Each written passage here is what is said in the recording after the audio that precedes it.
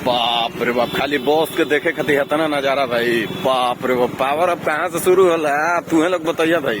ठीक नु, गिनती की ना गिनती की ना खातिर काम ना करबो पवन सिंह। ठीक नु, चाय पानी होता, बॉस के काफिला भी रुकल बा।